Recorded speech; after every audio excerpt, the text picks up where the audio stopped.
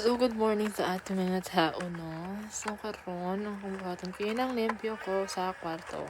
Nag-ilis ko og bedsheet. Mga nagtangtanggal na ko ang mga punda, ang mga anik-anik diraan ng bedsheet. Nagpagpahuman, gitanggal na po na ko ng cover. Si tawag anay, basta gitanggal na ko na siya kay mag-change ko karon sa muna na inukat.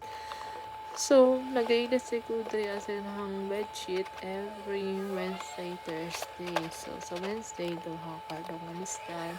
Sa Thursday, isang kwarto. Sa Thursday, man hinahitabo. So, kani, kwarto ni sa anak sa akong babae.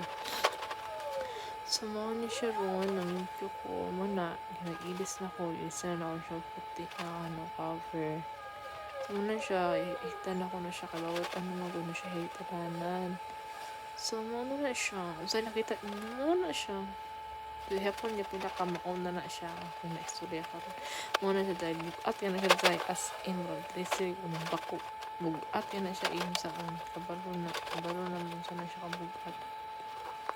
So, muna ano siya range kunuhay. Tapatarong na siya na hindi pa perfect. Ikaw na ayos-ayos na to para pantay kunuhay.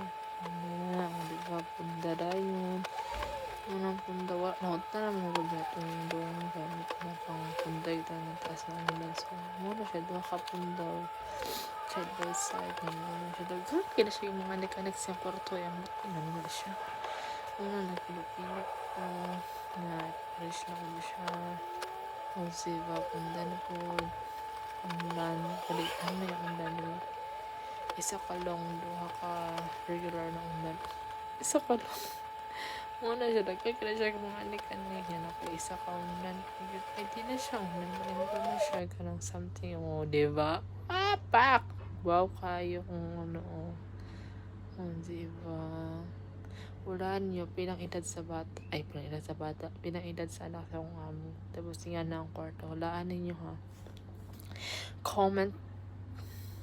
comment ninyo pinang edad bye